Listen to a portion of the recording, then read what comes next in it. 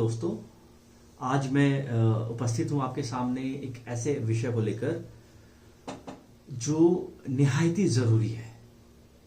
हम अक्सर कंफ्यूज रहते हैं कि हमें कुंडली के विभिन्न भावों से या खासकर किस ग्रह से हम किस बीमारी के बारे में देखते हैं, यह अक्सर कंफ्यूजन रहता है। और अक्सर मेरे स्टूडेंट या मेरे जानने वाले मुझसे पूछते रहते हैं कि किस भाव से हम किस बीमारी के बारे में देखें या किस ग्रह से हम किस बीमारी के बारे में देखें। तो इसलिए मैंने सोचा कि इस पे एक मैं वीडियो ही बना दूं ताकि आप लोग के लिए आसान रहेगा कि आप आसानी से समझ सके इस वीडियो को देखकर कि आप प्रथम भाव, द्वितीय या किसी भी भाव से आप किस बीमारी के बारे में विचार कर सकते हैं, या फिर अगर कोई ग्रह है तो अगर पीड़ित है तो उससे आपको कौन सी बीमारी हो सकती है।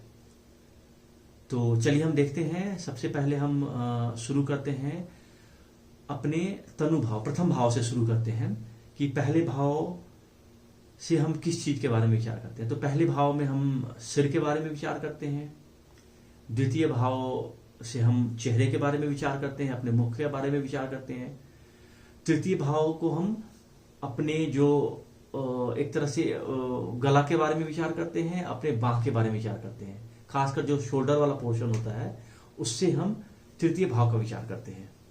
चतुर्थ भाव से वक्षस्थल, मतलब गर्दन के नीचे से लेके जो चेस्ट वाला पोर्शन होता है उसके बारे में विचार हम चतुर्थ भाव आपका वक्षस्थल, जैसे बता दिया मैंने कि तृतीय भाव का विचार तो हमने गला का कर लिया और शोल्डर का कर लिया। चतुर्थ भाव का विचार अगर करना हो आपको कि चतुर्थ भाव से किस शरीर के कौन से अंग का विचार करें, तो गला के नीचे से लेकर जो चेस्ट का पोर्शन होता है उससे हम चतुर्थ भाव का विचार करते हैं। मतलब चतुर्थ भाव से हम इन चीजों के बारे में विचार करते हैं। उसके अलावा आपका पंचम भाव से पेट, षष्ठम भाव से कमर और सप्तम भाव से जो आपके प्राइवेट पार्ट्स होते हैं, गुप्त इंद्रियां होती हैं, उनके बारे में हम विचार करते हैं। अष्टम भाव से कुल्हा, नवम भाव से जांघ, दसम भाव से घुटने, एकादश भाव से पैर और द्वादश भाव से पैर के जो पंजे होते हैं इनके बारे में हम विचार करते हैं। तो आशा करता हूं कि जो विभिन्न भावों के बारे में मैंने बताया है उसके बारे में आपको क्लियर हो गया होगा। एक बार मैं जल्दी से स्टार्ट करके मैं बता देता हूं। प्रथम भाव से सूर्य, दूसरे भाव से मुख के बारे में, तृतीय भाव से गले के बारे में, चौथे भाव से आपकी बाह, बाजू और चौथे भाव से आपका जो वक्षस्थल है उसके बारे में विचार करेंगे। पांचवें भाव से पेट का, छठे भाव से कमर का, सातवें भाव से गुप्त इंद्रियां, आठवें भाव से कुल्हा, नवम भाव से जांघ, दसम भाव से घुटना, एकादश भाव से पैर और द्वादश भाव से हम पैर के पंजे का विचार करते हैं। तो अब हम चलते हैं कि विभिन्न ग्रहों से हम किन किन रोगों का विचार करते हैं, इसके बारे में हम देखेंगे, या कौन से अंग का विचार हम किन ग्रहों से करते हैं। तो अगर मैं सूर्य की बात करूं जो ग्रहों का राजा होता है हमारा, तो उससे हम बात करें, चूंकि सूर्य तो हमारी आत्मा को इंडिकेट करता है। तो सूर्य से हड्डी, हृदय, राइट आई जो हमारी होती है उसका भी विचार हम सूर्य से करते हैं। सिर, पेट, पित्त, अमाशय, रीढ़ की हड्डी का जो मेरुदंड होता है उसका विचार भी हम सूर्य से ही करते हैं। बीमारी में जो बीमारी हो सकती है सूर्य के पीड़ित होने से आपको, वह या किसी को भी नेत्र रोग, मोतियाबिंद, अंधापन या नजर दोष, क्योंकि पहले भी मैंने बताया कि सूर्य को हम राइट आई का इंडिकेशन मानते हैं, इसीलिए अगर पीड़ित होगा तो कहीं ना कहीं नेत्र से संबंधित रोग होने की संभावना रहती है। उसके अलावा सिरदर्द, अपेंडिक्स, विषम ज्वर, हैजा, अजीर्ण, पीत, रक्त प्रवाह में बाधा और जलने के घाव, गिरना और हड्डी से संबंधित जो बोन से संबंधित जो भी डिजीज होती हैं वो, और हृदय रोग, इन सब चीजों के बारे में आप सूर्य से विचार कर सकते हो। चलिए अब हम देखते हैं चंद्रमा के बारे में। चंद्रमा को बोलते भी हैं चंद्रमा मनसो जाता, मतलब मन के बारे में हमारा जो विचार करना होता है वह हम चंद्रमा से ही करते हैं। तो अब देखिए हम चंद्रमा किन किन अंगों को रिप्रेजेंट करता है।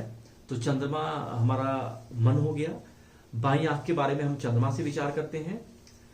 गले से हृदय तक का विचार भी हम चंद्रमा से करते हैं। ऐसा इसलिए होता है बिकॉज काल पुरुष की कुंडली में चंद्रमा 4th हाउस का स्वामी होता है, और 4th हाउस का मैंने पहले ही बताया कि गले से लेके और आपका चेस्ट तक का जो भाग होता है उसका विचार हम 4th हाउस से करते हैं, और इसीलिए चंद्रमा से उसका विचार करना चाहिए। शरीर में जितने भी तरल पदार्थ हैं उनका विचार हम चंद्रमा से ही करते हैं। हार्मोन्स, कफ, छाती, फेफड़े, इन सभी का विचार भी हम चंद्रमा से ही करते हैं। अब अगर हम बीमारी की बात करें कि चंद्रमा से किन किन बीमारियों को देखते हैं हम, तो आप देख सकते हो कि चंद्रमा से बाईं आंख के बारे में विचार करते हैं। मतलब अगर किसी का चंद्रमा पीड़ित हो,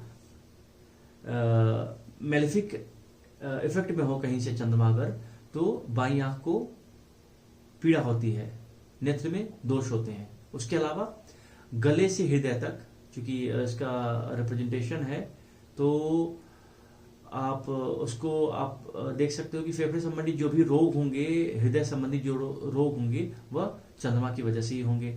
मानसिक रोग भी होता है, अगर चंद्रमा और शनि कहीं बैठ जाए तो परेशान कर सकते हैं, मानसिक रोग दे सकते हैं। दिमागी परेशानी, पागलपन, इंसोम्निया जो अनिद्रा जिसको बोलते हैं हम, रक्त संबंधी विचार, मासिक धर्म, मूत्र, जुकाम, कफ रोग, अस्थमा और जल की अधिकता या कमी, इन सब चीजों का विचार हम चंद्रमा से करते हैं। अगर चंद्रमा पीड़ित हो तो ये सब रोग चंद्रमा दे सकता है। अब अगर हम मंगल का विचार करें तो मंगल रक्त, मज्जा, अस्थि और पेट से पीठ तक का जो हमारा शरीर का भाग होता है उसको रिप्रेजेंट करता है। तो अब देखिए अगर कि मंगल कौन कौन सी बीमारियां दे सकता है, तो मंगल रक्तस्राव, रक्त संबंधी रोग, फोड़े, फुंसी, कुष्ठ, खुजली, बीपी से संबंधित बीमारी, जलना, कटना, जो एक्सीडेंट्स होते हैं वो भी हम मंगल से ही देखते हैं। कोई दुर्घटना जो होती है वो मंगल से ही देखते हैं। और अगर कहीं उसमें शुक्र का संबंध बन जाए तो आप बोल सकते हो कि व्हीकल एक्सीडेंट की संभावना बन जाती है। उसके अलावा कैंसर, शस्त्राघात, जो आपके वेपन से या किसी आर्म्स एम्यूनेशन, इन सब चीजों से अगर कोई चोट पहुंचता है तो वो भी हम मंगल से ही देखते हैं। इसके अलावा आपका मिसकैरेज जो होते हैं, जो गर्भपात जिसको बोलते हैं, और पीरियड से रिलेटेड जो भी प्रॉब्लम्स होती हैं, मासिक धर्म से रिलेटेड जो गड़बड़ियां होती हैं, उन सब चीजों का विचार भी हम मंगल से ही करते हैं। ऑपरेशन, संक्रमण का जो रोग होता है उसका विचार भी मंगल से करते हैं। या जानवरों के द्वारा काटा जाना, इसका विचार भी आप मंगल से ही करो। गर्मी के जो भी रोग होते हैं उनका विचार आप मंगल से, और जो मूत्र रोग है उसका भी विचार हम मंगल से करते हैं। तो ये मंगल का था। अगर बुध की बात करूं मैं, तो बुध गले से कंधे तक के शरीर का भाग का प्रतिनिधित्व करता है। मुख का करता है, वाणी, नाक, गला, फेफड़ा, मतलब ENT, आईज, नोज और थ्रोट, इनसे रिलेटेड कुछ भी प्रॉब्लम होती है तो आपको देखना होगा कुंडली में कि बुध की स्थिति कैसी है। उसके अलावा फेफड़ा, त्वचा, इन सब चीजों का विचार भी हम बुध से ही करते हैं। अब अगर बीमारी की बात करूं मैं, तो वाणी दोष, गूंगापन, हकलाहट, बुद्धि या विवेक का नाश होना, सांस की तकलीफ होनी, छाती से संबंधित जो भी रोग हो वो, या कुष्ठ रोग, त्वचा रोग, इन सब चीजों का विचार आप बुध से कर सकते हो। अब बात करूं मैं गुरु की, तो गुरु अंग में हमारे कमर से जांघ तक जो शरीर का भाग होता है उसका प्रतिनिधित्व करता है। चर्बी जो हमारी होती है, जो शरीर में जो फैट होते हैं, उसका रिप्रेजेंटेशन बुध ही करता है।